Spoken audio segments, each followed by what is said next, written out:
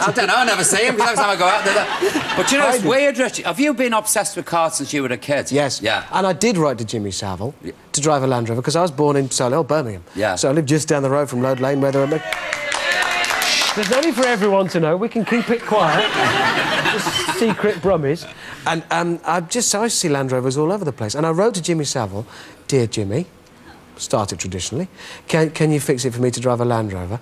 He was fixing it for other kids to meet the Queen, go into space, dance with ABBA. All I wanted to do was drive a poxy old Land Rover. I didn't even want to drive it. I just wanted to sit in it.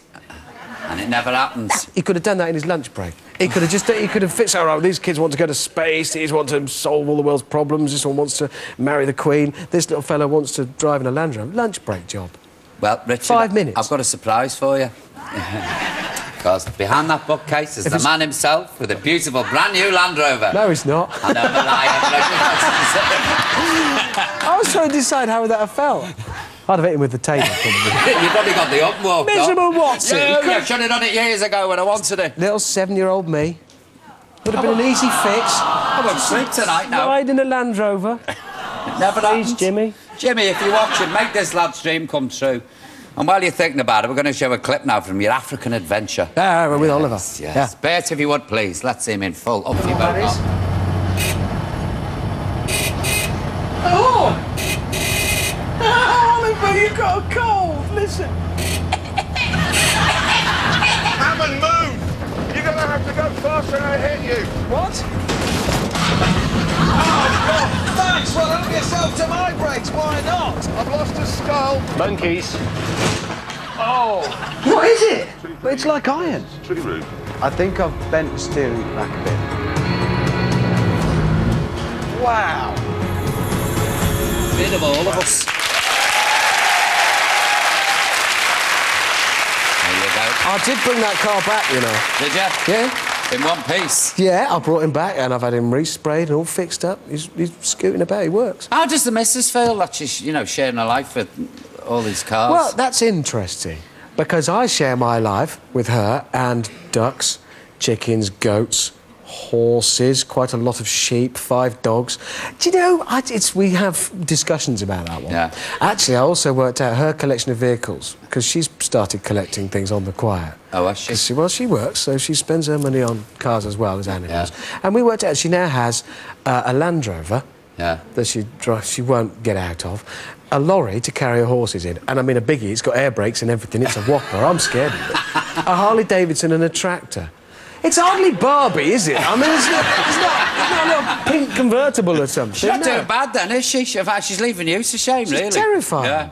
Listen, do you know what touched me about your book? That you ran all that way in a flood for your daughter's birthday. Yeah, well, I'd promised her I'd be home, and it's when the floods hit Gloucestershire, where I live, and, I mean, they really were very miserable for a lot of people. But I'd got as far as Cheltenham. I think it's 12 hours to drive to Cheltenham from London, and I was still 20 miles from home, and it was a Friday night, and I'd promised I'd be home for Saturday, so I rang Mindy and said, I'll run. And how long did it take you? So it wasn't a very good marathon time. I had my running kit in the car because I was coming home, and I had it there, so it was a long run. I mean, I wrote about it a lot, because it was just one of those private things, but it was also through a very busy event. I mean, a lot of people, my mate Zog, his house was very badly hit by it, and it impacted on a lot of people, so I figured, well, here's another story from the floods. And that's really what I set out to do with all of those, is like with Botswana.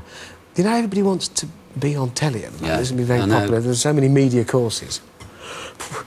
Why? Get a proper job. Exactly, get a proper job where you keep your sanity. And your dignity and all of those things. However, a lot of people do it, and I figured it was a good time to talk about behind the scenes, and I don't mean behind the scenes in like a, ooh, guess what such and such got up to kind of way. I mean what it's actually like doing it. So I could write about just sitting in an airport on my own in Resolute, northern Canada, in Iqaluit rather, waiting to go to the North Pole, and how that actually feels just as a bloke from Birmingham who finds himself doing this job, and how it is to fit in with the team, and what the rest of the crew's like, what we get up to. I mean, there's not much off camera because most of what happens is makes the see show. it, yeah. But there is some stuff that goes on, and I just figured it was a nice time to talk about that and just say what it's like as an experience. Well, I'm halfway through it. Do you know why? Because sat in my house, you go in my house, it looks like a mobile library.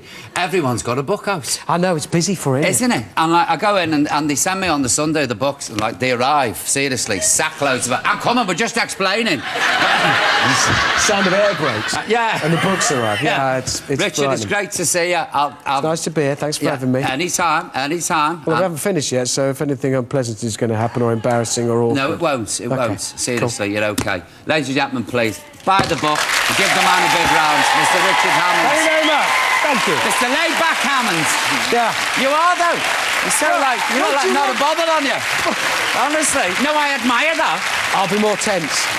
You have to come out like that. I feel OK, then. I can't be bothered. Now, in a moment, we've got those acrobats, but first is a quick reminder of our postal address, just in case you forgot. I'd like to fill you in. OK. The postbag address is The Paul O'Grady Show, P.O. Box 49755, London WC2E 9WU. Or send your emails to paulogrady@channel4.com. Now, throughout the series, we're raising awareness of issues surrounding mental health, and today we're looking at the issues that affect young people. 1 in 10 under 25 suffer from mental health problems, and my next guests are from the charity Young Minds. Will you please welcome Daryl Nicholas and Daphne Joseph. Welcome. Daphne, tell me, what exactly is Young Minds? What is it? It's a national charity that raises the concerns of children's mental health and, you know, promotes their emotional well-being. And we do this through children, through parents and through professionals. And what we want to do is keep children mentally healthy and make sure they get the appropriate services when they're needing them. Do you know what I was shocked about, and I've read this? 1 in 12 children self-harm and 2 young people commit suicide every day. What's going on there? Why? Well, children experience lots of problems in their lives. I mean, you know, whilst they're only sort of under whatever age they are, like it's young people, you know, they go to school, they have exams, they have those sort of stresses, and then there's problems perhaps at home, parents separating, divorcing. There's mental health problems with parents at home, they get bullied at school, and then they have problems with their peers. So it can be a range of problems that they experience. What sorts of signs do you think should parents be looking out for, you know? Well, it's if their change behaves in any kind of way. If they become withdrawn or they become more aggressive or they're not doing the things that they're wanting to do, like not going to school, their favourite hobbies, it's just being mindful that, you know, their behaviour might be something's amiss, underlying. Something's going on. Yeah, certainly.